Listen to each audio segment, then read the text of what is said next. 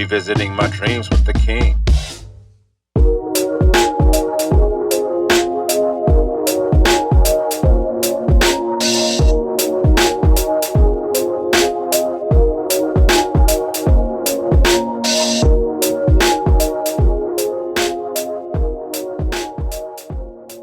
Jason Shelley just went into the Hall of Fame this last year. So I'm currently emceeing. I'm on the Hall of Fame board or committee, and then I also MC the event. That was my second time doing it, and I'll do it again this next year. But it's a lot of fun, and get to see kids that I coached and how awesome that was, and coached against, right? Like C.J. Anderson when he went in, and I watched him torch us from Jesse Bethel, so it's pretty awesome. It's got to be, man. You've experienced some great, achievements from yourself and other athletes, the youth that you've taught. You've seen so many people rise and elevate in different ways, whether it was they continued on in the sports world or they were great with you in high school in sports, but then they went on to do other things and became great human beings in other spaces. So just a lot of it is a testament to the mentors like yourself, the teachers like yourself who really cared, who really were not, I don't remember every teacher. I might remember 5 or 6 of them. I remember 5 or 6 of them. You were definitely one that I will remember. I don't remember any PE coach other than you and the coaches that were like Coach Fawcett, Vic Wallace. I remember them because they were also coaches on the sports teams. But I don't remember any PE coach. I remember you, but I also remember you because, man, those wrestling tournaments were epic, man. I'll never forget those. You made us do it too. Like, you gonna wrestle, you gonna get body slammed, you gotta do something. You better fight back. You better fight back, man. That was so fun, man. Yo, good people, welcome to The Ride, a journey to your dreams. I'm your host, Johnny King III, a.k.a. Still Chill Leroy, and this is another episode of the Revisit Your Dreams podcast right here on the Revisit Your Dreams channel on YouTube.com. Just as always, I have a very special guest with us today, but before I introduce this guest to you, I want to remind you what we're doing here at Revisit Your Dreams. Our goal here at Revisit Your Dreams is to encourage, to inspire, to motivate, to explore real life stories of trial, error, and success, and maybe even provide a few laughs along the way. Today's episode is titled Iron Sharpens Iron, a Lifetime of Making Men. My very special guest today is a native of Vallejo, California. He's a lifelong leader and developer of talented young men and women in the city of Vallejo. As a student himself at Sacramento State University, he was a standout on a wrestling team while also coaching a high school wrestling team at Kennedy High School in South Sacramento. He spent 22 years as the head wrestling coach at Vallejo Senior High School while also serving as a football coach for 7 years and the athletic director for the high school from 2000 to 2007. In 2011, he was inducted into the Vallejo Sports Hall of Fame, along with the 2005 to 2007 Vallejo High School girls wrestling team, which he led to 3 straight California state championships. He now serves on the Hall of Fame committee and is the annual Master of Ceremonies. He holds the proud distinction of coaching and leading former number 1 ranked UFC middleweight and NCAA National Champion Mark Munoz to 2 California State High School Wrestling Championships. In addition to his years of service as a coach in the Vallejo school system, he went on to serve as a vice principal, and assistant superintendent in the Solano County school system. He's been retired for 2 years and is now enjoying life with his wife and family. He is the biggest Oakland A's fan I know, a very outgoing and adventurous humanitarian who loves all human beings. Please welcome to the show a man who taught most of Vallejo's youth over the 22 years how to wrestle and how to be stand-up citizens. One of Vallejo's own, Coach Mike Minahen. Welcome to the show. Thank you, Johnny. It is my honor and privilege to be with you today. Thank you, and I'm glad that you're here. It was such a blessing to have you respond to me reaching out to you. It was a big smile on my face when you replied. I went and told my wife, I said, bang, coach said yes, he would do it. I was very happy. So you don't know how happy that made me. I was happy to see your face, see your smile. I like to start off each episode by letting our audience know how we met, how I know each guest. Each guest that I'm interviewing is somebody that I know personally, and this person was a mentor, a leader, an adult in a time where, important time of my youthful development. He was a PE teacher in middle school.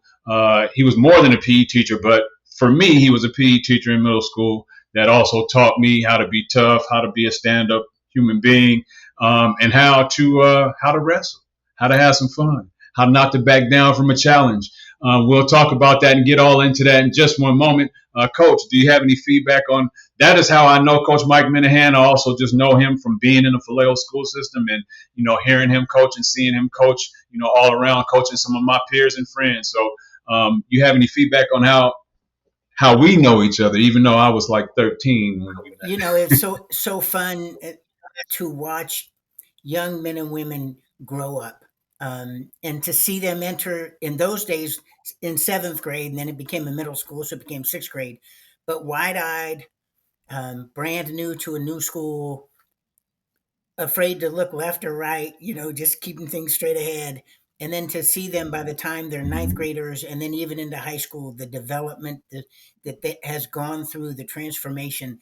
It's one of the things that drew me to the middle school age group, because I always felt that middle schoolers were so much more malleable, than maybe high school students were, right? That you were still able to help guide you into the right path, from many times. But I remember little Johnny King coming into seventh grade and with all the other kids, and I loved teaching and coaching. And I think what I loved the most about Vallejo was its great diversity.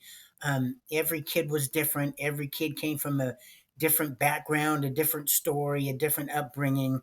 And I think that I would be a much better teacher and coach today because of just the revolution that I have gone through from my early days to now. But I had so much energy and had so much fun teaching and coaching, even in those early years where I didn't know hardly anything, it seems. Well, apparently you knew enough to stick around. You stuck around for quite a long time and advanced, in so many different ways and branched off in so many different ways. I mean, you probably did almost every job in the school system. I never thought Teacher, coach, director, superintendent, principal, vice principal. I never thought I'd do anything but teach and coach, quite honestly. And one of my early principals, who was a principal when you were there, Wes Matthews, he pulls me into his office maybe my second year and said, you really do need to think about being an administrator. And I laughed and said, I get to enjoy coming to work every day. I said, I get to enjoy it. I said, you got to come to work every day. I don't come to work every day. I come to enjoy the students and help develop them and not have to worry about the stuff that you worry about. So I guess I was a bit naive because eventually I went down that path, but it took a long, long time. And as I like to say, the 22 years were the most memorable of my career. And I still love to hear somebody say, hey, coach. It just warms my heart to be called that. Absolutely, man. I don't know you anything other than that. And, I still feel the same way about you. If we got into a gym room with some mats on the floor, I'm like ready for you to tell me what to do. Tell me what position to get in, where to put my hands on the floor and my knees, and so. Still coach to me, man.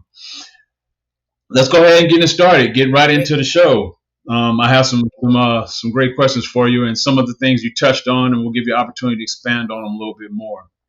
But one of my most vivid memories from my days in middle school at Vallejo Junior High School is being in 7th, 8th, and 9th grade with Mike Minahen being my PE coach and PE teacher. What's so vivid about that memory is, you would teach us you taught us all how to wrestle, whether we wanted to learn how to wrestle or not. You taught us how to wrestle. You taught us techniques. You taught us how to be tough. You taught us not to back down from a challenge. And then you would set up these wrestling tournaments, and you pretty much said, hey, if you don't participate, it's going to affect your grade. And if you do participate, you better give some effort or you might get body slammed. It's just what's going to happen. And so that was so memorable to me. And I imagine that many of my peers from middle school feel the same. But what do you, aim to develop in the teams that you coached over those years and taught to those classes at that time? What did you aim to teach those young men or to teach us during those times? That you really have to be able to stand on your own 2 feet. And what I love about wrestling is that while it is a team sport, it's an individual sport. It's one on one. It's you versus another person of similar size, stature, weight, and so you get to compete all by yourself. And win or lose, you grow from that opportunity. We used to say all the time in wrestling, there's winning and there's learning. Because if you give it your all, even in defeat, you're taking something away from that that helps build your character, helps build how you bounce back from tough times. And so I think that was the thing that I enjoyed the most was watching young boys and girls turn into men and women, but seeing them bounce back from adversity, from falling down. They talk about there's no sin in falling down, but you have to get back up and continue to move forward. And I think that's what really I think drew me to wrestling at first. I'd never wrestled, and then in ninth grade at Springstown Junior High School, they started a wrestling team. Well, our wrestling coach knew absolutely nothing about wrestling, so we didn't know anything about wrestling, so we just went out there and tried to be physical. And then wrestled through high school and learned from that. And then all 4 years of college, I was able to compete. So just helping me to become a stronger person mentally and physically, and then to be able to pass that on to all of, especially at Vallejo Junior High and Vallejo Middle School, every young man went through a little wrestling program with a standing room only finals. If you were happened to be the either the morning or the afternoon or the even or the odd or whatever it worked out to be that year champion, it was one on one in the finals. And at the end, we had to split it into 2 days. That one day wasn't long enough for us to get the matches in. So 2 days of standing room only combat, which almost every student in the school came to and watch and enjoy. Man, that was so much fun. I remember, during PE class, we would be in the back room, in a small room, Yeah. sweat box, learning all these techniques and learning the moves and learning the positions and everything like that. And then, we'd start the tournaments there, the preliminaries. And then I remember going into the gym, the main gym, and I don't know if it was during lunchtime or what, but during the main gym, that's where the lights was on and everybody was watching. Like a lot of the students in the school were sitting in the stands watching this wrestling tournament. And, as young men, you had to be tough and man up because the whole school's watching, like you had no choice but to go through with that experience, man. And you don't realize, like you said, every young man, I'm going to get to the next question, but every young man, I can't speak for the young ladies, but I know that all of my peers went through Mike Minahen's wrestling faction. I don't know what you want to call it, but I know all of us went through there and learned something from it. You grew up in Vallejo after college, made a life in the hometown. You've coached hundreds, maybe thousands of Vallejo's athletes over the years. You share a prestigious distinction with Vallejo's greatest athletes as an inductee into the Vallejo Sports Hall of Fame. We recently witnessed Vallejo's own CC Sabathia earn his election into the Major League Baseball Hall of Fame. And like you said earlier, we saw CJ Anderson win a Super Bowl with the Denver Broncos. We could talk about so many others, including some people that I graduated with in my graduating class. What is it about Vallejo, do you think, that creates the environment that produces such premier athletes? I think it's the culture. It's at least it has always been during my youth growing up and my 22 years in Vallejo as a teacher and a coach. It's always been just the thought that you were going to learn to grow and develop physically and athletically And again, I reach back on its great diversity and its rich history. I mean, we go even before Dick Bass in that group. Vallejo High School, I think, opened in the late 1800s. So it had that rich history of of success, and great athletes, just phenomenal. And just growing up in Vallejo is just a wonderful culture. I got to go to school at the time when Confunction was at the top of the charts, and we would walk into history singing fun, fun, fun. It was such a fun. I had a great time in high school, loved it all the way through. Um, am a little bit embarrassed about some of the antics that went on in those days. And I laugh that it's a great thing there was no such thing as cell phones and social media, because we might have been run out of town for different stuff, follies that we went through. I graduated from Hogan High School, and it was really my dream to come back and teach and coach at Hogan High School. I wanted to give back to the city that had given me so much as a young man growing up through GVRD and then the sports programs at Hogan High School and Springstown Junior High. And I wanted to give back to the city the way the city had given to me. So I graduated from college. Actually, the AD had reached out to me to say, we have an opening. And I didn't even get an interview. They interviewed somebody else, and he claimed he was a football player with the Atlanta Falcons, even though he didn't know Fulton Kuykendall, who was from a St. Pat's graduate who played with the Atlanta Falcons. And he lasted only a couple of months before they had to get rid of him. But I got hired at Vallejo Junior High School, and I started coaching at Vallejo High, and the rest was history, at least for me. Man, I'm glad that you mentioned culture and you mentioned confunction and you mentioned, diversity, and, those, confunction is the name of a group, but, diversity and culture, are two themes that when I talk about Vallejo, the city of Vallejo, I mention often. And I hadn't asked you about those things, but they naturally came out. And in each episode, you hear each of the guests that I interview talk about diversity, talk about culture, and you're hearing it ingrained. You're hearing it from someone who, we're kindred spirits. He doesn't look like me from a skin color perspective, but we're kindred spirits. We're from the same place. We're built with the same fibers that make up Vallejo, California. Make the diversity and the culture is what is the fabric of our city and helps, bring out, I think, so many different aspects of who we are as individuals from an entertainment standpoint, from an athletic standpoint, from an intellectual standpoint. And I think the family atmosphere, the close nature of our city, to the tune where when we, like I said, when I'm looking at Coach Minahan, he's still Coach Minahan to me. He's not just someone who was a teacher back in the day.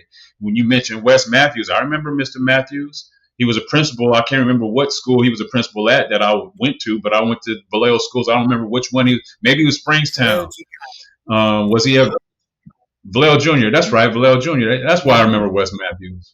He was the principal at Vallejo Junior. So you never forget those people who made an impact on you, and those people who imparted upon you, how to be in society, how to grow up in society. And in Vallejo, we needed that kind of tough nature about us to survive in it, because even though it was diverse, even though the cultural nature of it is family oriented, it's still a tough city to grow up in. You gotta be tough to survive. There's a small city with a lot of competition, and you definitely helped pave the way for a lot of us.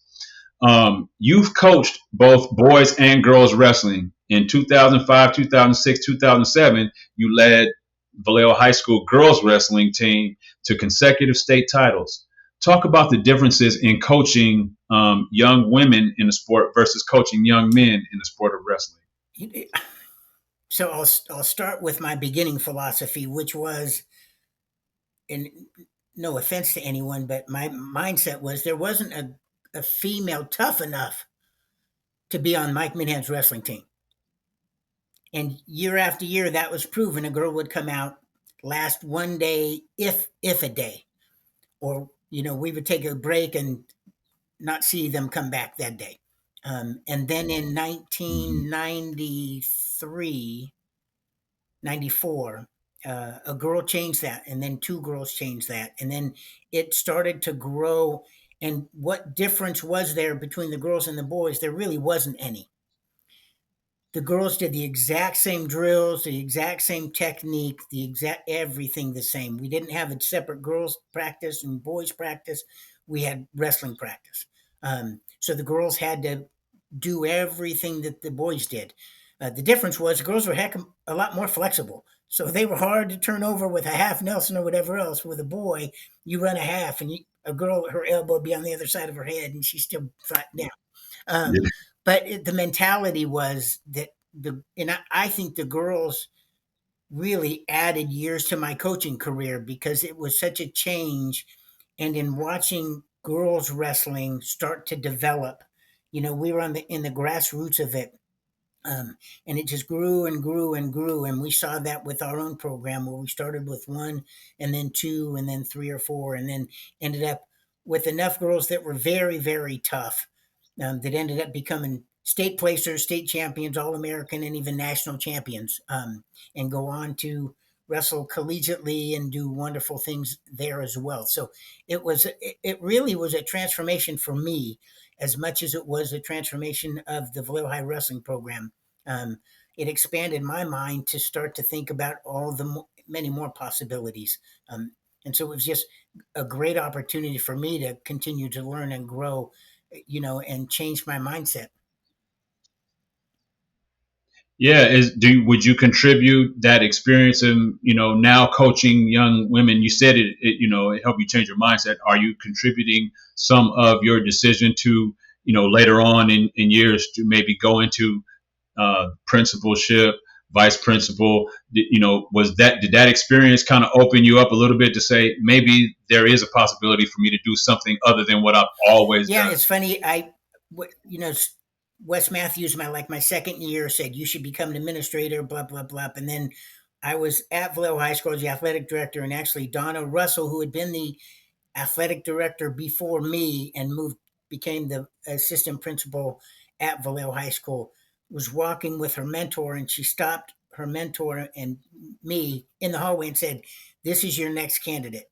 Mike Minahen needs to be an administrator, and he will be a great administrator." So that was really kind of at that point. I'd been teaching 20 plus years and coaching 20 plus years, and was probably starting to look for a change.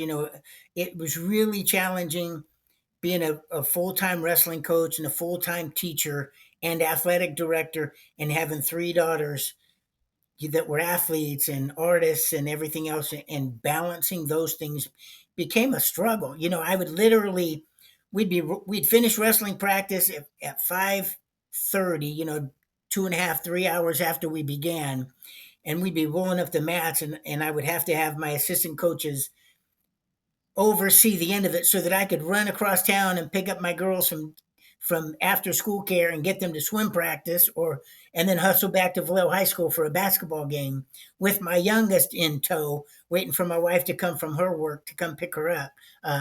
So that became a challenge, and I think like a mental exhaustion at that point, which is when I started to think about maybe I should become an administrator and head in that direction.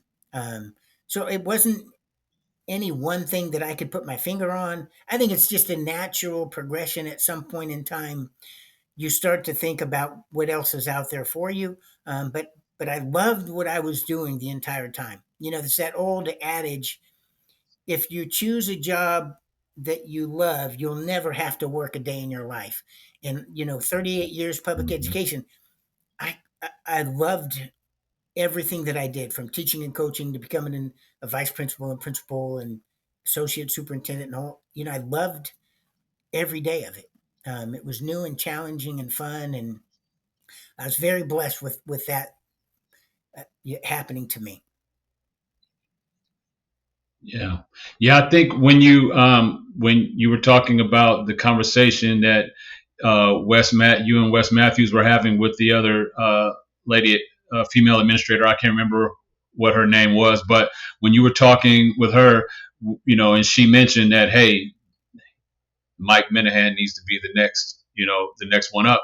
I think I can't speak for her, but I'd imagine what she saw was that you had a direct connection with the kids. You had a direct connection with the youth. Like all the years of experience of coaching and relating to both young men and young women at the junior high school level and at the high school level.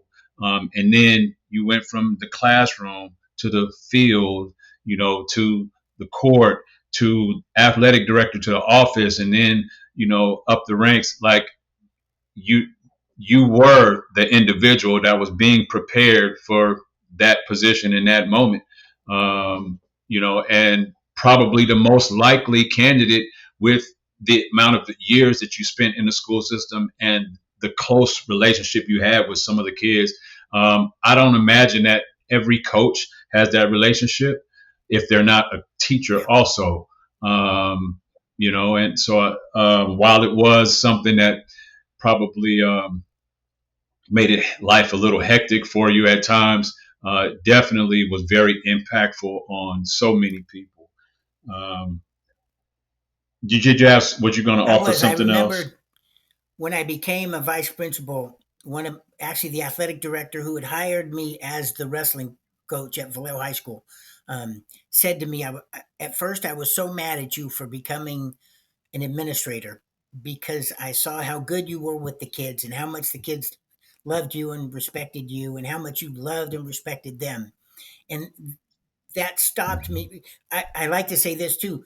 When I interviewed to become a vice principal at Benicia High School, the first week after it, I being offered the job, I was so excited and so happy. I was becoming an administrator where my daughter was going to be a freshman or was a freshman. So that was quite exciting. The second week, however, was a different feel. And it wasn't a good feel. It was I'm abandoning these kids who I'd loved so much for so long. That second week was very tough. And having the kids come up and say, "We're going to miss you, coach," and all that stuff was really tough. And then on the last day, it's kind of funny. I was walking up to the gym for my last two classes, and I'm talking to a bunch of kids, and all of a sudden, the girl taps me and says, "Mr. Minahen, there's a fight over there." So I had to go break up a fight on my last day of school, and the campus supervisors after it were laughing at me and said, "Oh, we set that up just for you so you could have to break up a fight your last day." But those were great times and great memories, and the transition was both exciting and memorable and disheartening all at the same time, but ended up it all worked out quite well. I can only imagine the emotions you gotta go through when you spend so many years coaching, so many years attached to the wrestling program, so many years attached to the Vallejo school system, and all those administrators that you built relationships with in the Vallejo school system, and then having to leave that to go to Benicia school system, even though it's 10, 15 minutes away, it's still like a complete different world, Very different. And I took my Vallejo pride with me wherever I went. I remember at this time I'm just in vice principal, and part of your was supervising different sporting activities, and so I'd go into the gym and Benicia's playing somebody, and I'm go Benicia, oh nice hit, all those positive things for Benicia until Vallejo came in.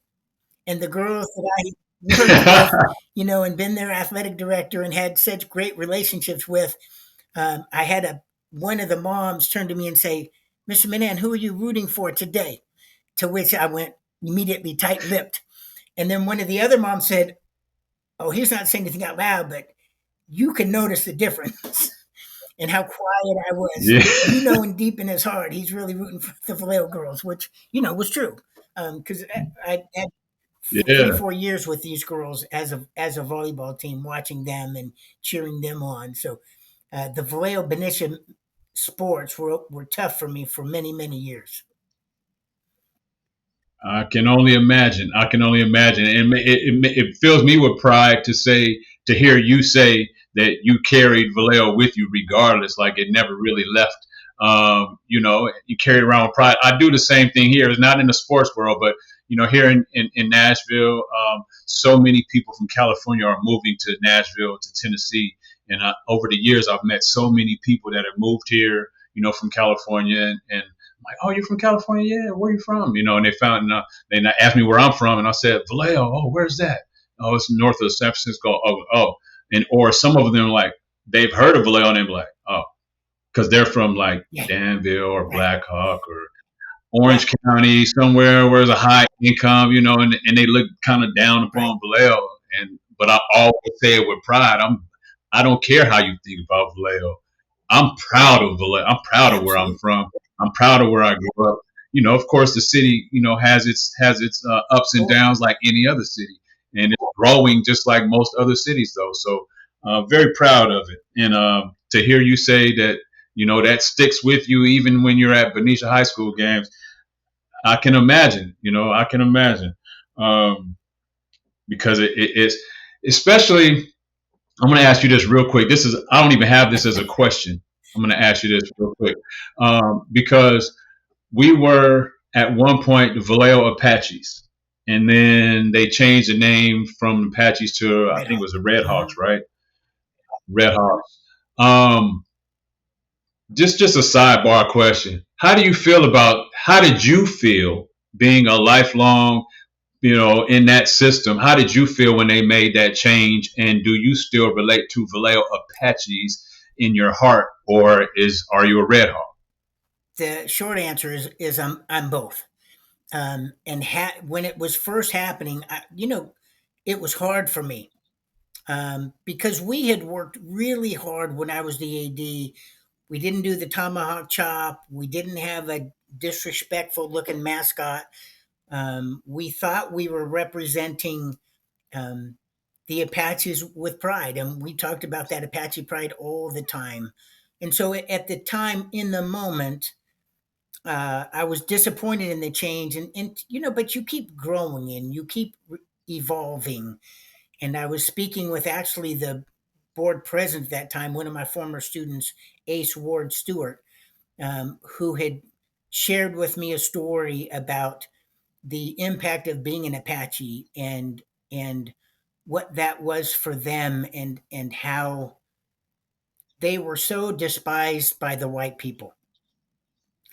And then to think about them being used as the nickname and a mascot for a school was insulting to him, which is what kind of led Ward to the decisions that the board made.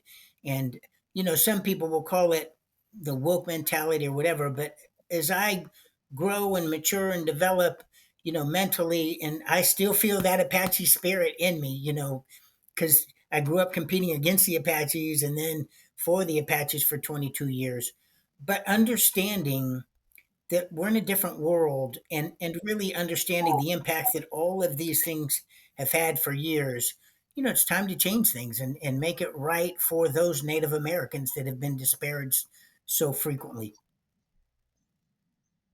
Yeah, yeah, understandably so, and great response to the question. I will always be Apache in my heart because I was never attached to the Correct. Red Hawks, but I totally understand, exactly, where the climate of today is and how people view those type of conversations. Just like they changed the Washington Redskins to the Commanders, they changed the Cleveland Indians to the Guardians. So and some of the even colleges have changed some of their mascots or just changed their names in order to be respectful to those things. So totally understand that. Just wanted to hear your opinion because I have conversation with some of my peers and we Apaches Correct. till we die. Yeah, That's just we don't know nothing different. Yep. We don't know anything different. But thanks for asking. And you mentioned Ace Stewart. I think wasn't his mother Miss Stewart? Was she in the Vallejo school system Yeah, for a she was really a long time? principal. It's a small world. She was a Yeah. principal, and his dad was actually we played softball, slow pitch softball. And his dad was the third baseman, and I was a shortstop. So I'd known his parents for a long time, and then Ward comes into Vallejo Junior High as a student. Eventually becomes one of our TAs in PE.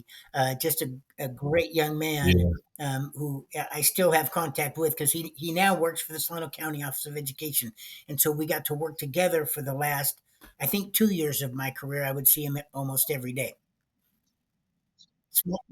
I don't remember when it was or what year it was, but I do remember when Mrs. Stewart gave birth to Ace, and I remember it being a very joyous time in her life, and she was very proud of Ace. And I might have been in middle school or elementary school when that happened, but for whatever reason, that memory sticks out in my mind about Miss Stewart having given birth to Ace and her being very proud of her son Ace. That's why that name. As soon as you said Ace Stewart, I'm like, oh yeah, I remember that. When he goes by Ward now, so I would see him every day and say, "Hey, oh no, Ward." I'd have Your name up. All right, you served. Well, this is a wrestling question. You kind of touched on this earlier when you talked about starting wrestling at Springstown Junior High. But my question for you is, why wrestling out of all of the sports, football, baseball, basketball, all the different sports, why wrestling? What moment in your life presented the opportunity to wrestle, and what drew you indefinitely to the sport? I think the first thing that drew me to it was I was tiny. I was a little, matter of fact, when I got to high school, I weighed 88 pounds. So playing football was out of the What? picture. Yeah, 88 pounds. So baseball was out of the picture, and, which is a shame. You know, I'd grown up Eastville Little League and then Babe Ruth and everything. And uh, I had a great glove, but no pop, right? So I had a great glove, decent arm for a little guy, but no pop. So I knew that I wasn't going to make the baseball team. So, you know, ended up playing 3 sports in high school, but wrestling was my focus. Even though I was on the tennis team and the soccer team and wrestled. Um, and I'd played tennis longer than I'd wrestled because I started with GVRD and, you know, everything. But wrestling just stuck to me and I enjoyed it. And the fellowship, you know, there's the old saying that once you've wrestled, everything in life is easier because wrestling is so tough. And so the bond that you have with your teammates who are very different than you, but are life lasting. So still have such close relationships from my high school teammates that were great athletes and we had so much fun together. But wrestling became the natural for me because I was small. And I guess now when I'm thinking about it, expanding on the thought in the sport of wrestling, because there's different weight classes, you could be effective and still be good in a situation where you're competing against people who are of similar stature, similar size. Even as a sophomore, when 88 pounds, the lightest weight class was 98 pounds.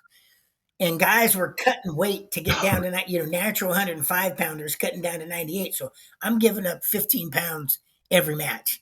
Wow.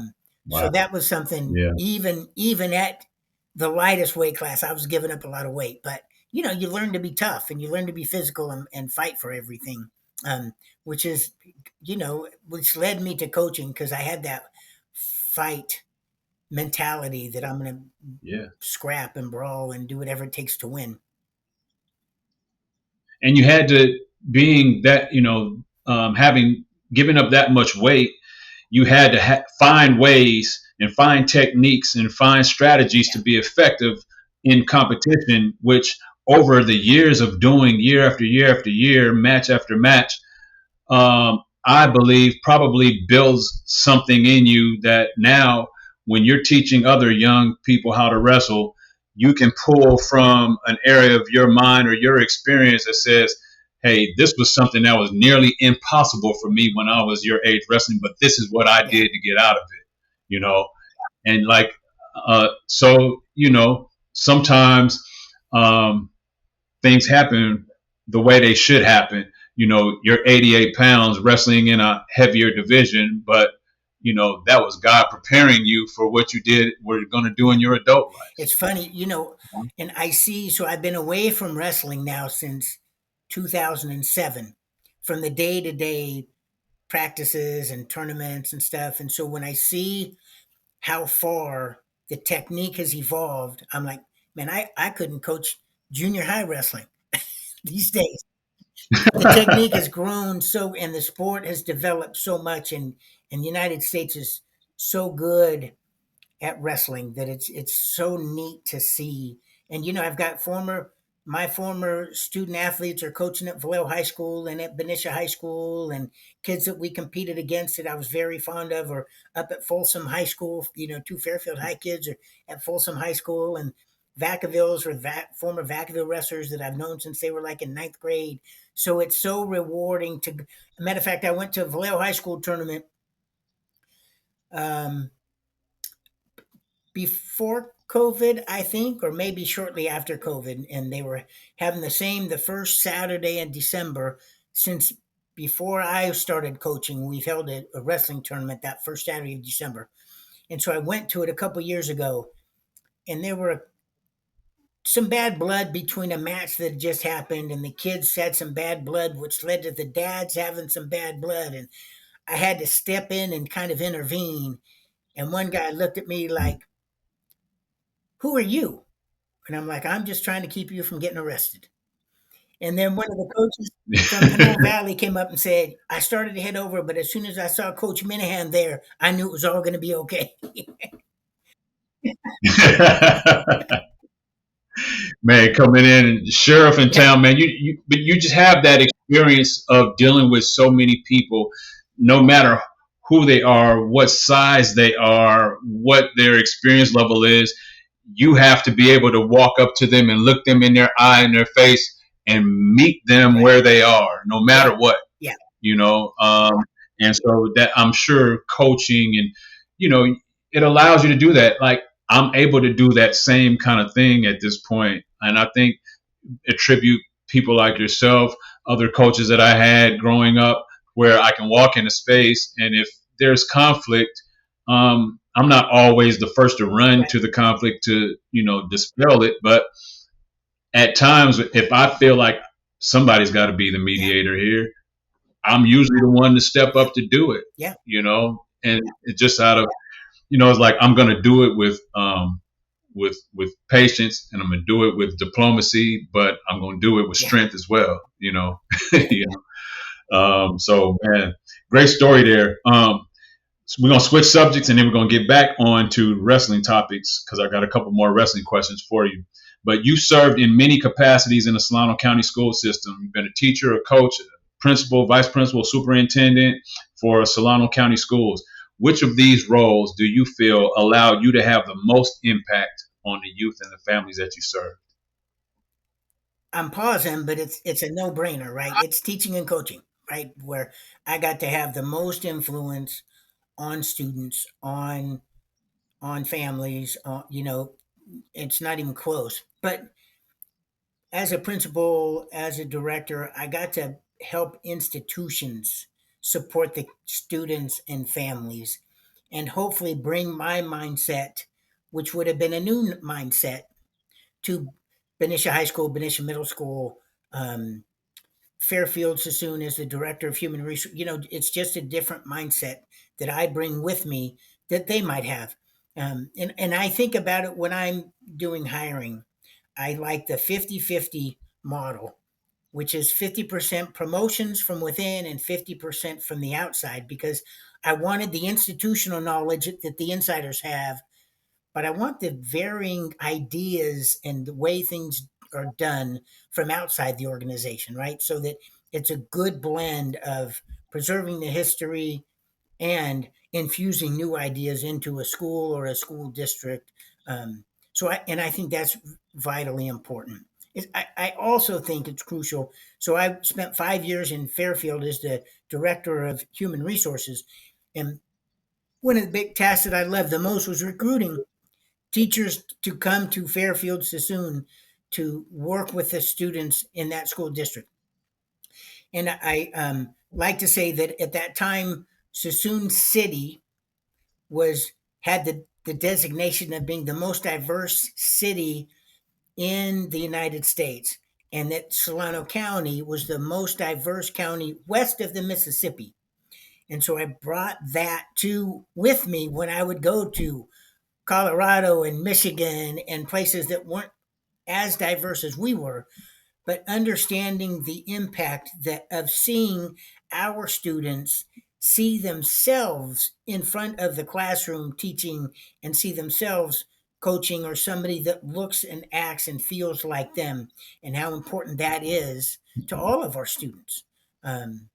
So I think that was something that was very important to me as the director of human resources, and even as the associate superintendent in Fairfield, in Solano County Office of Education. That exact same mindset of making sure that we have a diverse population serving the needs of our diverse population.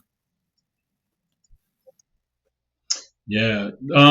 You've made some big impacts in the school systems, and I imagine with fresh ideas coming in, going into Benicia school system from Vallejo, you definitely coming in with different ideas, and going from Vallejo and Benicia into Solano County, you're coming in with new ideas.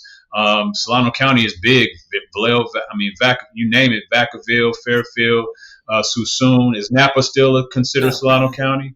It's Napa County. Yeah. Okay. Napa, Sonoma County They're now? part of Napa County. Oh, Napa County. Okay. But I imagine that, with all of that in the mix, that, you had a great impact on so many people. And when you talk about institutions that you made an impact on, you can have an impact on a lot of people from a higher level by making decisions and making things happen that trickle down to impact all of those people in the school system. But what I hear you saying is, wow, you value the impact you made there personally.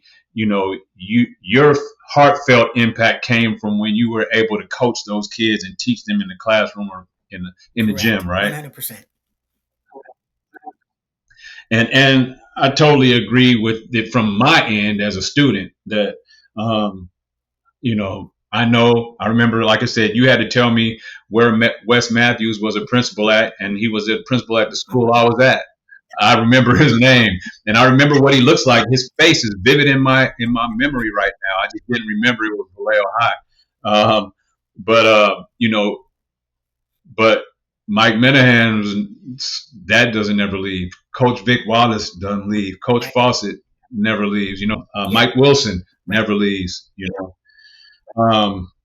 had the honor of coaching one of America's greatest wrestlers of all time, with Mark Munoz being ranked #1 in the UFC at one time, and also winning an NCAA National Championship as a senior at Oklahoma State University. Talk about coaching Mark Munoz to 2 California State High School Wrestling Championships, and when you knew he would be a special talent. So Mark's journey with wrestling actually began in 8th grade. I was at Solano Junior High, and those days it was still 7, 8, and 9 at the junior highs, and 10, 11, 12 at Vallejo High and Hogan High. So I would go to Solano to recruit kids or take signups for kids that wanted to wrestle. And one of my former wrestler's younger brother was a 9th grader at Solano, and introduced me to Mark and said, "Mark, Coach, this is Mark Munoz, and he'd like to wrestle." Well, Mark, as an 8th grader, did not pass any eyeball test for thinking this guy's going to be a stud. He was medium height and chubby. But I take everybody. I said, he can come and work out with us. That would be great. And so he came out as an 8th grader. And by the end of his 8th grade year, he was practicing with my best 2 seniors. His ability to grasp and learn technique, and his ability to focus. So, I teach technique. We taught technique every day we were teaching. And every moment of teaching, Mark Munoz's eyes never shifted away from what we were doing, from our hand placement, our elbow placement, our foot placement, our toe placement. He focused on everything. And so I knew after his 8th grade year, matter of fact, I think it was his 8th grade, it could have been his 9th grade year. at the end of his ninth grade year, it was freestyle season, and he won the freestyle state championship as a freshman, and I think won the Greco, and also placed first at the Greco national team trials for ninth and 10th graders, and took second at the national team trials for 11th and 12th graders, even though he was a freshman. So his development growth Yeah. from just as an eighth grader to the end of his ninth grade year. And I was talking to his dad about the importance of him going to the nationals. And I said, he's got the ability, and this is the first time I'd ever said it. He has the ability to be a state champion. But to be a state champion, he has to get to the national championship type tournaments so that when he gets to the state tournament, it's really not that big a deal, right? So that he's not overwhelmed by being at state. Well, that first year, they had a restaurant in Pittsburgh, and they were in the middle of we were doing fundraising for him, and they were in the middle of selling that restaurant. And they said, "Coach, we just can't swing it this year." And I said, "Okay, well, next year's going to have to be the year, right?" And so he just continued to grow and develop. And as a sophomore, was one match away from going to state, but his two losses, the guy that beat him, and both of them were really great matches. One guy took third in the state, and the other guy took fourth in the state. So I knew then that as a junior, he was going to become a state placer because he had that, and he was just going to continue to grow. Well, unfortunately, he had just come back from the World Freestyle and Greco tournament in Russia, I think. One year it was in Illinois at Northwestern. The next year it was in Russia. And he placed like fifth in the world. And he went to a church camp, and they're playing an underground church game, which is really like a capture the flag game. And he's being chased by one of my ex-wrestlers, and he's sliding down a hill, and his foot lands funny, and the ex-wrestler lands on top of him, and he fractures his foot, the talus, which is the weight-bearing bone in the foot. He fractured it vertically, which they had never seen. So all of a sudden, all the prospects and everything were kind of deflated. Long story short, he ends up going to physical therapy 5 days a week. He's in the swimming. He starts the school year of his junior year in a wheelchair and then on crutches. And he would crutch himself over to the plunge every day when he was supposed to be in PE, and he would jog in the pool, developing that ankle and getting that strength back. Because what I told him was, you do everything they tell you, but you don't do more than they've told you, because we don't want to have setbacks. Well, Yeah. fortunately, the woman that operated on him had been at the Olympic training site, and so when he went in for surgery, she called them to say, "Who's this Munoz kid?" And they said, "Oh yeah, we just worked with him during the Olympic training at the OTC, as he was rehabbing from a torn hip flexor, preparing for the World Championships." So they knew him there. And so when she operated on him, her goal was to get him back on the mat as quickly as possible. So he recovered. They thought maybe he'd be able to wrestle at the beginning of February, which is right when league starts. And the league champions are in the path to state. So I really didn't have any expectations that year. Well, he was back on the mat in December and won the state championship that year, his junior year. And what an amazing comeback story it was. Heck yeah. Yeah. That's amazing. Like to go through what grade was he in when he suffered that injury? Before his junior year, the summer before his junior year. And then to end his junior year as state champion, and then to go and follow it back up his senior year with another one. That's amazing. And so you were instrumental in every aspect of his journey from the start of, at least through high school, from the start, very beginning, day one, through those championships. And I'm sure instrumental in helping him at least see that bridge to Oklahoma State. And were you involved in any way in him getting to Oklahoma State? Involved with just guidance, right? He had won the 2 state championships, and then after his senior year, they have a senior national tournament. And then he became the high school Mhm. national champion as well. And he was already being recruited by the top Northern University of North Carolina, um, Oklahoma State, Nebraska, just all the top programs were recruiting him because you don't become a two-time state champion and then a national champion and not turn everybody's heads. And then he Yeah, had yeah. just won the national tournament, and we were actually at the hotel, and um, John Smith, the Oklahoma State coach, walked by and said to him, "Great job. We want you. We'll be talking." So he flew out. Coach Smith flew out. It was like Saturday before Easter, so he was missing Easter activities. To be there to recruit Mark to say, signing day is on Tuesday, and we want to make sure that you're signed because we want your teammates to be signed and know that you've signed and that you're prioritizing them. And so it was a tough decision because he had so many great opportunities, University of Illinois, and eventually he decided on Stillwater, which led him to become a national champion, a two-time All-American national champion. And the rest is kind of history. But he ended up he was an assistant coach at Oklahoma State for, I think, 2 years, and then transferred out to Davis and was the associate head coach at UC Davis for a couple of years, and then went into MMA and did all that stuff for quite a while. How do you that's a great resume, for him, but what does it do to you? How do you feel when you think about the impact that you had on Mark Munoz's early career? What thoughts go through your mind? That he was a great athlete, that his mind was so focused on learning every aspect. And he was in the high school finals match his senior year, I think, and he destroys the guy. And I laughed and said to somebody, "Hey, I'm a great coach."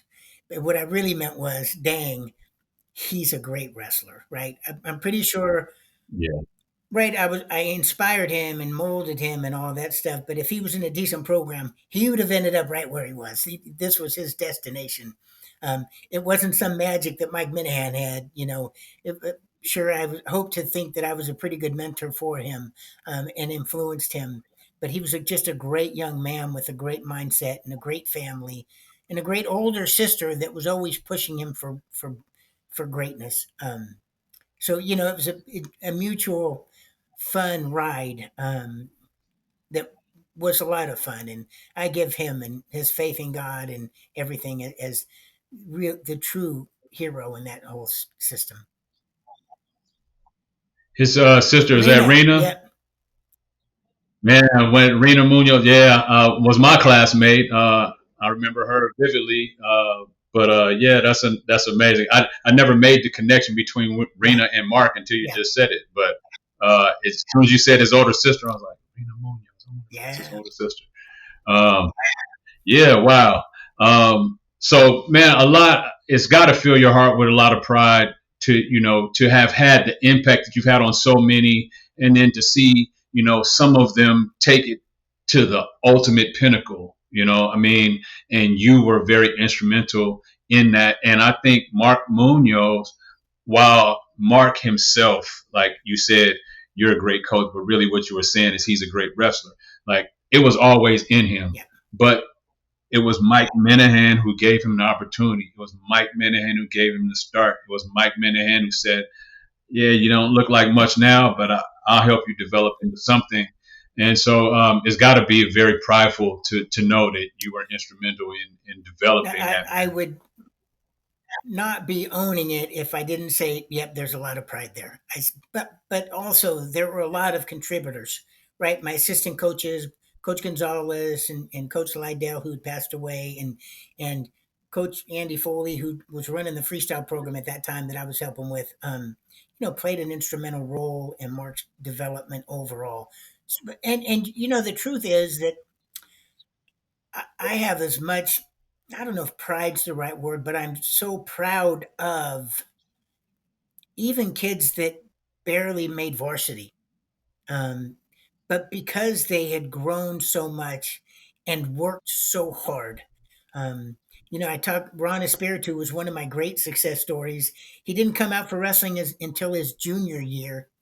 He goes like 3-4 his senior, and he didn't wrestle varsity until his senior year. He goes like 3-4 in dual meets in the MEL, which was one of the toughest leagues in the state of California, I think. And then he rallies the next week. He qualifies. He goes to subsections. He does really well there. He goes to sections, and he's one match away from qualifying for the state championship after only wrestling for 2 years. I get his, those memories mean a lot to me as well. And just the kids, the Brian Absolutely. Davies that worked so hard and did so well, and Charles Phillips, just kids without the same level of ability that Mark had, but the very same work ethic that worked so hard for everything that they accomplished. And then on the girls' side, right, we've had a couple of national champions. Michelle DeMagas was our first national champion female.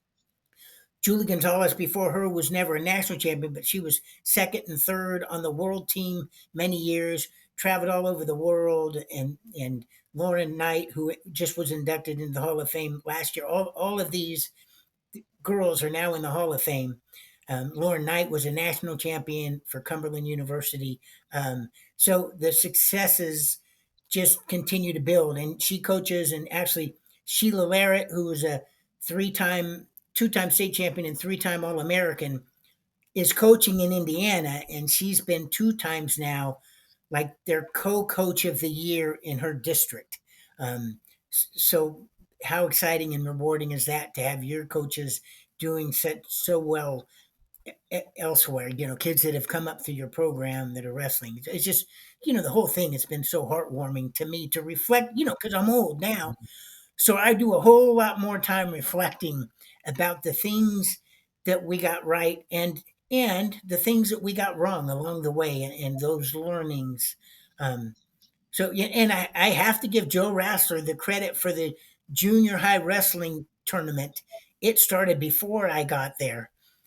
We just were able to up it Okay. quite a bit when I was there because they Yeah. didn't have much wrestling knowledge. And so it was, but it was already existing before I got there, and we were able to capitalize on that. Yeah, man, you've impacted Coach so many. The title of this episode is Iron Sharpens Iron, a lifetime of making men. It should be Iron Sharpens Iron, a lifetime of making Yeah, men and women. yeah, Because you've done both, not just men. But very admirable path, coaching path, and so many impactful moments along your journey, and the people that you coached. Um, Last year in late July, this changed subject a little bit. Last year in late July, my family and I, we visited Las Vegas. We went to Vegas just to spend some time during a summer.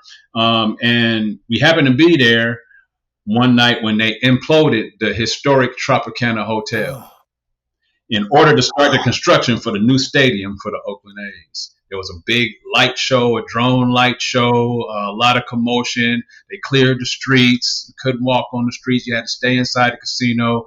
There was big, rumbling. You could feel it. The whole hotel was shaking for a few minutes. Bunch of smoke outside because we were staying in a hotel immediately across the street from where they were imploding the building. Afterward, they had this big drone light show where they had the Oakland A's, a baseball with the A in it, and they had a whole bunch of different cool stuff about representing the A's. Anyway, I didn't know to think about you then, but when I sent the message out to invite you on the podcast, and I started looking at pictures of Coach Minahen, I was like, man, he's got to be one of the biggest A's fan that I know. I know a lot of Giants fans because I'm a Giants fan. So, as a lifelong athletics fan, what are your feelings and thoughts about the team leaving the Bay Area? terrible, right? Brokenhearted. And so I was born. My first professional game was when I was playing East Florida Little League, and we went to an A's game. Our minors team went to an A's game for Little League Day, and so that's what started my Oakland A's fandom. So grew up really cheering for both the A's and the Giants, more for the A's the whole time than the Giants. Um, and so and then actually my our youngest, and so my three daughters were obviously raised going to A's games, and we were the $2 on Wednesday group that was in the third deck, and we'd sneak our way down to the first deck for Wednesday games because I couldn't afford to be there. I'm a teacher. I couldn't afford to be up down on the first level. That's And how you then do so it. our youngest went to Arizona State and um, interned, had to interview over, there were over 150 applicants to intern for the Oakland A's during spring training. And she was one of, I think, 8 that were selected. So she spent the next 3 years working spring trainings. And then after her, so the first year she was an intern, and the next 2 years, the next year she was in charge of, I want to say, merchandise and sales and um, naming rights and all kinds of different stuff like that. And then her final year with them in spring training, she oversaw the interns, um, and eventually got hired full time by the A's as a senior at Arizona State. So she Hmm. was hired as their in-game entertainment, I think, coordinator. And over the next 3 years, had about 3 different promotions and ended up being their director of photography and videography. So with that Wow, came the ability that's to go to a amazing. lot of A's games. Well, then Yeah, then COVID yeah. hits, and the A's, we all know they're a cheap organization, and because of that, they ended up getting rid of their whole marketing team. So she was let go, and then she got hired by Cal Athletics and Mm, worked for Cal Athletics for a year. And her now husband and she were in a relationship, and he worked for the A's too, and he took a job down in Southern California for Legends, and so she wanted to go down. So she got hired by the LA Kings hockey team, which is where she works today. She's been 3 years now with the LA Kings. But so grew up an A's fan, raised my daughters on A's fandom, and while the Coliseum was a dump, it was our dump, and we loved going to the Coliseum. And so for them to have abandoned the Bay Area is greatly disheartening. And I currently am not a fan. I have divorced myself from the mm. A's, and until Fisher sells the A's, I will not be an A's fan. But as soon as he sells the team, I'm jumping right back on that bandwagon, baby, because I bleed green and gold and could never bleed orange and black. So I'm searching to find a team, and it was going to be the San Diego Padres, and I like the Padres, but it could never be the Dodgers because they beat the A's in the World Series with this whole thing, Kurt. Anyway, uh, Curry Gibson. listen, uh, but so I'm a divorced A's fan. I do think they've got some really good young talent, and I would love to be an A's fan. So my dream is that Fisher sells the team, and I can come back into the green and gold fold. I didn't know I was going to be striking the court when I Oh, asked that question. I knew that you would have a response to it, but I apologize oh for no, striking a nerve if I did so.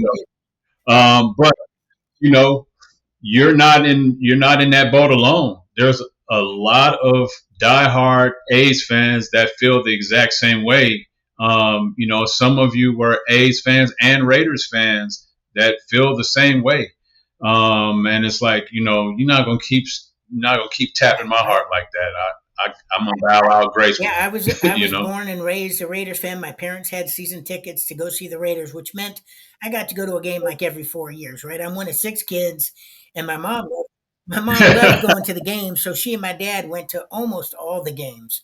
Matter of fact, I can only remember one game that I got to go to. Warren Wells was their wide receiver, and Kenny Stabler was the heir apparent, but not yet. It was still, um, gosh, who was it? I'm telling you how old I am by not being able to remember who the Raiders quarterback. You told us how old you are when you Kenny said Kenny Stabler was Stabler, man. he was the draft, and so he was sitting on the bench learning. Um, and Cliff Branch was their speed demon after that, and Fred Biletnikoff. I mean, so I was a Raiders fan for years, and then I was in college when they went to L.A. and forgive me, but I flipped in the bird and said, I'm going to have to become a 49er fan because you can't do that to me and think I'm going to still be in allegiance Yeah. with you. So I became a 49er fan, and it coincided with them ended up winning the Super Bowl that very next year. So it was a good transition. And my grandfather had been a lifelong 49er fan. So, and my father-in-law had season tickets to go see the 49ers. So it was an easy transition from Raiders to 49ers. There's not an easy transition from a former A's fan. No, I can't imagine that. I feel bad for A's fans because you kind of stuck out there. I mean, the Raiders, because they left and came back. You're like, okay, you can see, that's kind of that Raider Nation. Some of them still travel and ride with the Raiders no matter what. But there are a faction of Raiders fans that said the same thing, like, you're not gonna keep breaking my heart. I'm done. Yep. I'm going somewhere. We just happen in the Bay Area happen to have the luxury of, having multiple teams to support. Because if you live in an area, let's say here in Nashville, if the Titans leave Nashville, right, there's no football team here to support, other than, the colleges. And of course, college football here in the South is bigger than pro sports. But, so we have the luxury of being able to say, well, you know what? There's a team here that's been here this entire time. It's been in my backyard. I've been to those games. I got family that's closely associated to fandom in that area. I kind of like their team a little bit too. I'm just a fan of the A's. But if you're going to keep breaking my heart, or maybe not, you can't bleed Giants. You said you can't bleed black and orange. I get that. But, I believe black and orange. I believe red and gold. I believe, blue and yellow, Golden State Warriors. Yep. I wasn't there when the Sharks got there, so I haven't been a Sharks fan. I'm not a huge hockey fan, but I like watching playoff hockey. I would say I'm probably a Nashville Predators fan at this point, because I don't like watching hockey during the regular season, but I love playoff hockey. I went to Nashville on a recruiting trip for teachers when I was at Fairfield Sassoon, and so we walked up and down the strip, and I don't know what the name of the street is, and we also went over Broadway or Second. Yeah, we walked up and down with a good friend of mine, actually John Lamon, who coached baseball at Vallejo High School and was a assistant principal at Vallejo High School as well. We're walking down and we're going into, we hear music and we go in and people are performing their hearts out to it was the middle of the week. There's like 2 people in the bar and they're singing and strumming, and it was quite amazing to be in that environment. And so it's somewhere that I hope to go back to is in Nashville, Tennessee. Actually, my middle daughter's partner, Abby Frennis, is a singer-songwriter, and her aunt is in Nashville, and her aunt is in the music industry. So we're excited for Abby Frennis, and so I'll give her a shout out. Abby Frennis, look for her on wherever you get your music. She just released her first EP and is going to be releasing an album pretty soon, and she's an amazing talent. But she lived in Nashville for I think a year, and she and my daughter were talking about going back there, but I think they're pretty rooted in the Bay Area. So fortunately for Dad and Mom, I think they're staying in and they're engaged. So well, when you get a chance to come back here, you'll it's quite different than I'm sure when you were here last. I got here 4 days after we graduated from high school. I graduated on June 16th, 1992. On June 20th, Saturday, I was here in Nashville at Tennessee State University 4 days later. Yeah, my parents flew me out. We had the graduation grad night trip down to LA and went to Disneyland and came back, and like a day after that, I was out. Why? And so why were you there so early?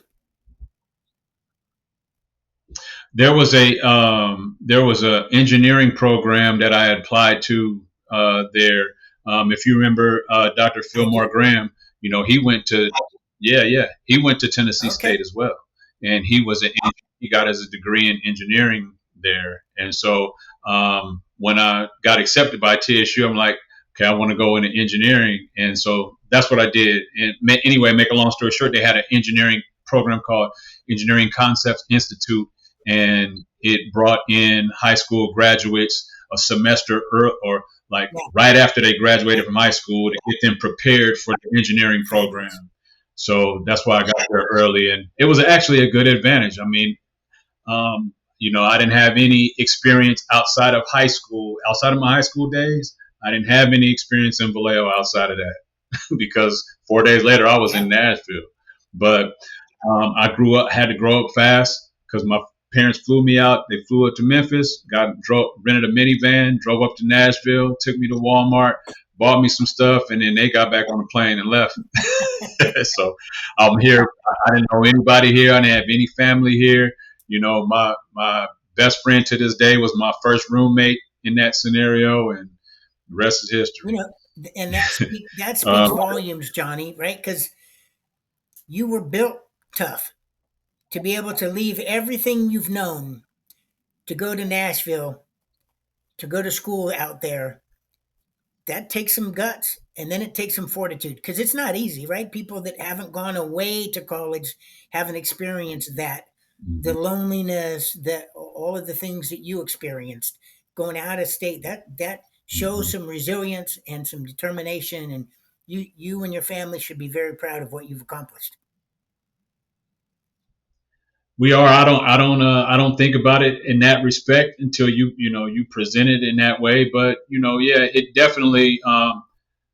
I do say this: going to school out of state was very impactful for me, and I think that's probably why they went to school out of state.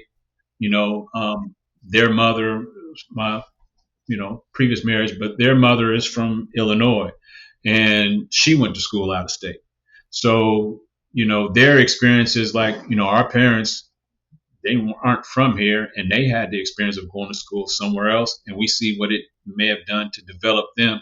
And so it probably gave them the courage to go do that. It helps that I'm from California and they had another place to go to, that they had family at.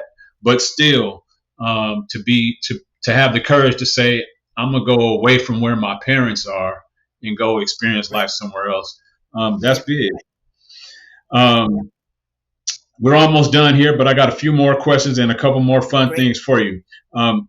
This right here it's going to be a fun one. It's a new segment that I started with a guest that I interviewed from Vallejo. It's called My Playlist. Okay. We about to see how deep your Vallejo cultural roots go. You mentioned confunction, so I know call a timeout because I'm going to fail this badly. But go right ahead, Johnny. You got to go. You got to go old school for me. I don't think you're about to fail it.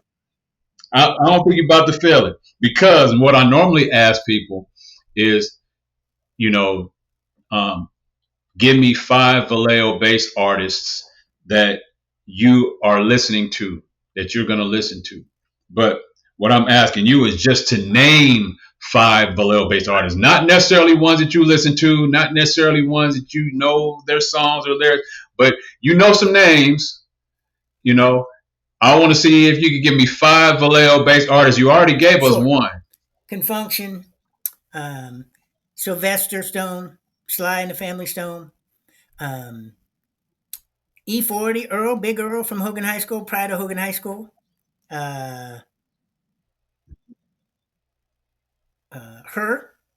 Pride of Vallejo City School, Vallejo City of Vallejo.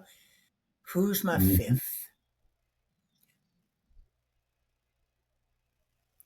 As many, you would think I would be coming from Vallejo and teaching in Vallejo schools. You'd think I'd know the pop culture, and I don't. It's embarrassing. My brother is, I hope he never sees this because he's going to ridicule me next time I see him because he could name you and I might be embarrassed.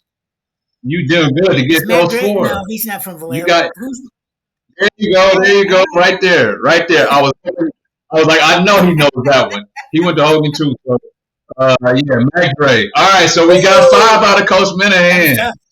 We got 5 on my list: Confunction, Sly Stone, Her, E40, and Mac Dre. That's dope. To a lot of people that's watching this, it's going to mean a lot to them because when I talk about Vallejo and I talk about the culture and I talk about diversity and I talk about the roots and sports and entertainment and it being such a small city, you knowing those and you knowing to talk about that from your perspective is it's like a stamp to everybody watching that. Yeah, what he says and what the people he interviews says about Vallejo, it must be true. It's trickling down to Coach Minahen. He rattled off 5, and he don't even listen to them. You listen to Confusion and Fly Stone, I'm sure, but absolutely. So, man, I appreciate you being a good sport on that one, man. No pun intended. Um, if you were to give a TED talk today, what might your subject matter I think be? it'd be resiliency. I think it would be grit. Um, facing life's adversities and being able to fight through them. And I have so many Vallejo stories that weren't my own of my students, of kids that survived, as you probably know, fires in their own home and damaging them. I had a student of mine, one of my all-time favorites, whose father murdered his mother, and he was there to witness it. Another, just these issues, and they were able to become really, you know, pull themselves out of what had to have been the despair, and grow to be really good people. So I've seen that firsthand, that ability to fall down and fall forward and get back up and brush the dirt off of them, and be productive. And so, having witnessed this, and maybe mentored or maybe just put an arm around them, and consoled them through the trying times, it's just taught me so much about how important being resilient is, and about being able to fall. And I talk about this a lot to teachers, to administrators, and failure is never a bad thing as long as we Mhm. learn from that failure and build from it. Um, Sometimes it's a little Mhm. bit embarrassing, and sometimes it's a lot embarrassing. But the ability to get back up, and where I see some school districts that really penalize people for failing. Um, I've never been of that mindset. My mindset is, you gave it a great shot. I think it was a great idea, came up short. Now let's grow from this, and figure out how to continue on with this kind of a mindset. I ran into, just when I was becoming the associate superintendent for Solano County, we run the court schools, and so I ran into my former Benicia students, who saw me, and tears welled up in his eyes as I went over to him, and he said, "Mr. Man, I'm so sorry." I said, "Why are you sorry?" He says, "Because I messed up." And I said to him, "Yep, you messed up. The question is, are you going to pick yourself up and fall forward, or are you going to stay down?" And he said, with kind of this grit and determination, he says, "Nope, I'm falling forward. I'm never going to make this mistake again." Um, and you hope that that's true. Is that these young people, and the resiliency that I've seen in them, and the grit that I've seen in them to overcome obstacles, has really made me a better person. I mean, let's be real. I talked about at the beginning. I think I gained more than I ever gave. And I think that made me a better father, a better administrator, because I learned so much from the students and athletes that I was able to work with them, and had the pleasure of working with, that it helped me to grow to become the person that I am today. Yeah, so I definitely see that. So resiliency would be the theme of your TED talk, and through the your experience with all of the young people that you've taught, and seeing them. You mentioned even to me that people being resilient, me going out of state, to go to school, talking about Mark Munoz and his journey, talking about some of the young ladies that you coached and their resilience, even your daughter and her resilience, being fired by the A's, and then being able to still keep doing what she loves to do in the world of sports and athletics. Seems to be a topic that you are have some expertise on, and because you've coached people through moments where they had to be resilient so many times, during matches, moment to moment Yeah. in a match, during the seconds of a match, having to change someone's mindset from whatever they're thinking and feeling to, look, we got to get this done. So I respect and appreciate that. Like I said, we're almost done here. Couple more questions.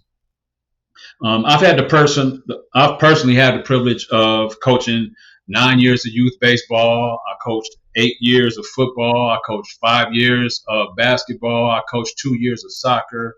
And um, and I hope that I've made positive impacts on all the young people that I've coached over the years. Some of them I know that I have.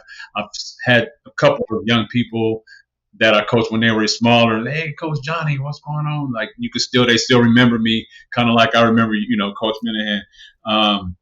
And I've had positive impacts on the athletes over the years that I've coached. What would you tell a room of youth coaches about positively developing and impacting young men and women? One of them is that you can't coach and treat individuals equally, because every student, every athlete needs something different from you. So you have to treat them all fairly, right? Because what Johnny needs from me isn't what Cece needs from me or what Mark needs from me. And so in trying to recognize that, what do these kids need from me? And I think the second thing is it's the pursuit of the prize and not the prize that is most important. It's the journey, not the outcome. If you've given everything you have along the way and you come in second's pretty dang good.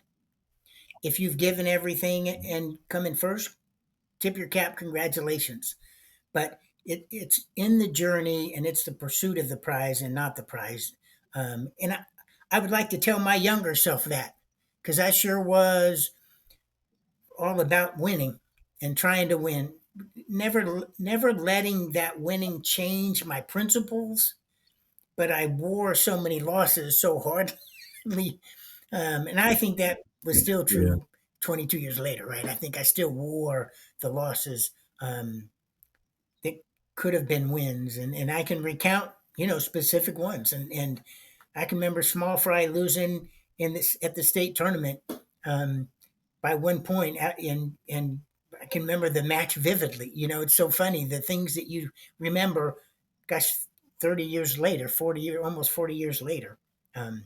But those are a couple of things, right? You can't treat everyone equally because they need different things from you. And to the pursuit of the prize, the journey is the most important piece. Very powerful. Yes. The journey. One example of that in the pursuit of the prize is what's most memorable. And I agree with that. I think that would be a very valid message to tell a room full of youth coaches. I coached baseball one particular year. We went 19-0 in the regular season. We were just beating it was like my kids were 9 and 10 years old, and we were just beating everybody. And we got to the championship game, and we lost the championship game to a team that was far inferior to us in terms of talent. And there were reasons why we lost, that were out of our control. A couple of our best players weren't even at the championship game. One of our best players, whose dad was one of the coaches, he also was missing. So there was some considerable pieces that I was missing as the head coach of the team in that championship game. Nonetheless, we still lost the game. But my kids that I coached during that time and the parents of those kids never forget that experience. They always still Coach Johnny to them. They always talk about what a great season it was. They always, only if we had won that last game, but it was still such a great season, one of the best seasons I ever had. And it wasn't because we won every game. We won every game. We didn't do it because we had the most talent. We had the youngest team most times. We had a girl on our team every year. No disrespect to the women, but no other teams had girl. We were one of only one or two teams that had a girl on the team. One year we had 2 girls on our team, and only one other team had 1 girl, and another team had none. And some coaches would look at that and say, I'm not selecting the girl, and they didn't, and I did, and we still won. Yep. Because the journey, it was about the journey. It was about what am I going to be able to develop in these young people, and how can I impact them to where their parents can take them to another coach and say they've got some foundational levels of how to act and maneuver and be successful on this field from the previous coach. Now, can you build And upon that? I would Um, add that not every team is going to be vying for a championship. And if winning is your focus and you go 0-16, it's going to be the most miserable experience that every student, child has, athlete has, parent has. I was the principal of Medicia Middle School, and we had a team of not eighth graders that the year before, as the sixth and seventh grade team, they'd won a lot of games, most of their games. But I'm a little bit savvy, and I could tell the reason they were winning was because of the sixth graders. And so I'm having the yeah. parent meeting with the students before, and I expressed that winning isn't the important thing, that it's the process and it's the journey and it's the learning. And I said, because this team might not win many games. You'd have thought I'd Mhm. cussed them out. They were so up. One parent went right to the superintendent, and the superintendent laughed and said, "You're talking about former Vallejo High School athletic director, Principal Mike Minahen." Um, and true to form, they lost every single game. But my message to them before the season was, if winning is the only thing you're taking away, your children are going to have a miserable season. If you celebrate effort and growth and team unity and all of those other things, even if you go 0-19, it's still a successful season. And Mhm. at the end of the year, Mhm. I wasn't a prophet, but they went 0-19, and I think still had a pretty successful season. And that's through the eyes of a coach who sees beyond the athlete and sees the person, sees the human being. I see you as not just a coach. I see you as a humanitarian. You see the spirit of people. You see people's future. And you want to help mold that in a positive direction. I just think that's so commendable, and such an amazing testimony of um, humanitarianism, of leadership, of you coached in the city of Vallejo, where, like you talked about how diverse it is. I mean, you've coached every nationality on the planet, probably, and you've coached every demographic on the planet, and that's just an amazing testament to what Vallejo is. And how much impact Coach Mike Minahen has had on Vallejo. Like I said, I know you started coaching me, I think in 88 or 87, 88, 89, somewhere around there. And every one of my peers that I know were all coached by Mike Minahan. All of them remember going through your wrestling gauntlets. All of them were impacted positively by you in some way, whether you dealt with them on a high school level or not. And so, just tremendous. I want to give you your flowers, Coach. I want to thank you for being instrumental in my life, and the life of so many youth in Vallejo. We're at the very end of this. I got one more question for you, and then I'm going to offer you the opportunity to speak if you'd like. But if you could offer a phrase, a quote, a mantra, or scripture to all of humanity for the world to take heed to, what would you tell the world? Whew, that's a big one. And I think what I would tell the world, and I'm appreciative of the scripture, right? Because I am a Christian, and have been a Christian since I was a freshman in college, and raised my girls within Christianity, and I think that's crucial. And I think the biggest thing is, to me, it's how you treat people. How do you treat your best friend? How do you treat the person on the street that's homeless? How do you treat the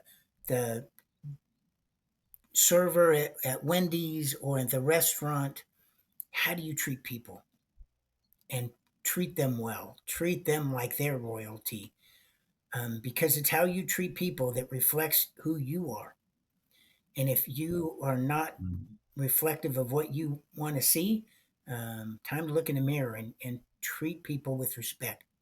All people, regardless of their faith, regardless of their race, regardless of their socioeconomic status, regardless of their whatever the criteria is or the where you want to place them, treat everyone with grace and kindness. Very good word. That can't be stated enough. I mean, that's the core. I think that's at the core of peace. That's at the core of humanity. At the core of love. That's at the core of respect for one another. That's the core of protecting your own individual dignity and it being reciprocated back to you. We all have to live here on this world, on this earth. We all have to live here and get along and deal with whatever comes at this world, at this society. And it's better if we do it together. And you can't do it together if you don't do it in love. You don't do it in communion. You don't do it with respect for one Yeah. another.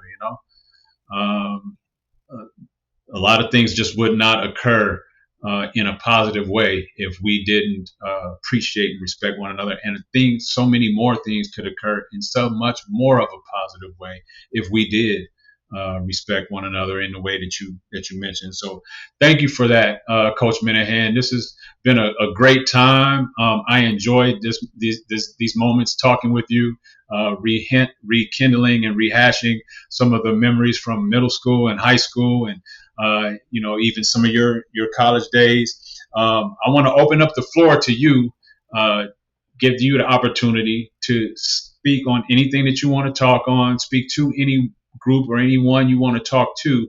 If you want to, give some shout outs, whatever you want to do, let people know what you want them to know about you. And before we wrap this up, and Thank floor you. is yours. First, I want everyone to know how committed I am to family. I've got three outstanding daughters and a beautiful, loving wife. And when you talk about resiliency, I like my oldest daughter, who was deathly afraid of spiders her whole life. Matter of fact, she would get one of her younger two sisters to go get the spider that was in her bedroom. After she graduated from Sonoma State with her teaching credential, she went to Africa with the Peace Corps. And if that didn't take a ton of resiliency, um, I Heck was yeah. pre and overcoming. She broke her tibia and fibula while she was there. Had to be flown to South Africa to have surgery, and then eventually was flown home for a couple of months before she could go back and finish. And when she flew home, I thought, that's it. She's not going back because she's seen how tough it is. Son of a gun, she went back and committed herself to the village and the people and worked with. She was a teacher there, and then also worked um, helping out at their little local hospital, seeing women give birth in the fields and all of that stuff. So, shout out to Kimbo. But all three of my daughters have just grown into be marvelous human beings, and I credit that to a lot of that to my wife, and for her great work.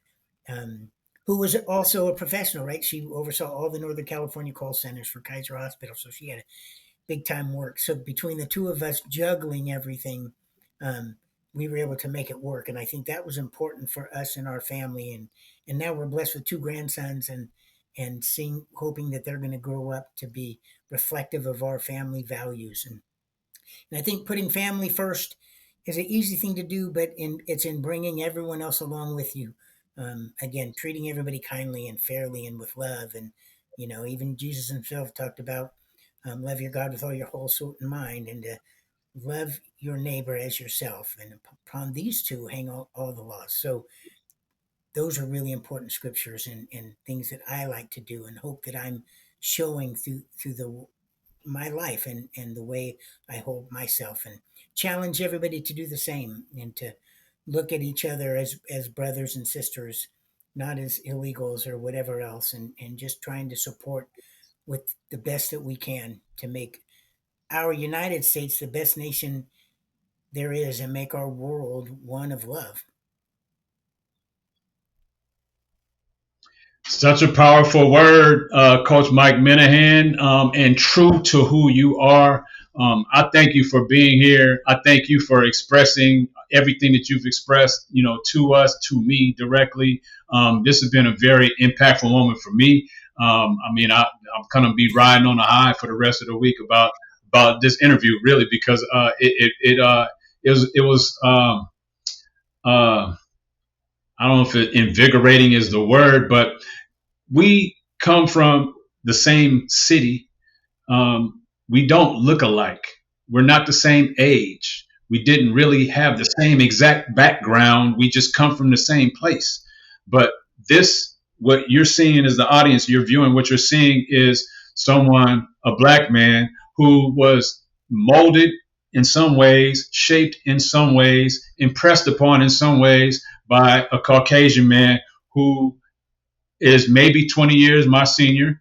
But nonetheless, at this point, we can still communicate on a level that's respectful, that is about love, that is about humanity, that is about communion, that is about camaraderie, and building, a nation. And I hope that what Coach Minahan talked about, the peace in this nation that we can all feel if we all begin to love and respect one another and treat one another as if they were our close family member or our closest friend. So, Coach Minahan, I thank you for that word. I appreciate you for sharing that. I appreciate you for being here. This episode was called Iron Sharpens Iron, a lifetime of making men. It should have been called Iron Sharpens Iron, a lifetime of making men and women. All due respect to the women that he coached, the young ladies that he coached throughout his years. So no disrespect to any of you if you're watching this. Congratulations to all of you, the champions that he's created and the non-champions, those who went as far as they can go in a sport that's so competitive, in a sport that brings so much out of you. I didn't want to wrestle. I feel like I'm pretty tough and I didn't want to wrestle. So kudos to all of you who did wrestle and who did find yourself on the mat competing and taking instruction from this man, Coach Mike Minahan. This was a great episode, Coach. Thank you very much for being here. I want to remind you before we go, our shows air on Thursdays at 8 p.m. Eastern Standard Time, 7 p.m. Central Standard Time, 5 p.m. Pacific Standard Time. For all of my family and friends out there on the West Coast, thank you again for being here on another episode of the Revisit Your Dreams podcast. I'm your host, Johnny King III, a.k.a. Still Chill Leroy. This was my very special guest, Coach Mike Minahan. Thank you for being here, and we'll see you on the next episode of Revisit Your Dreams. We out. Thank you, Johnny. Appreciate it very much. Great job. Yes, sir. Revisiting my dreams with the king.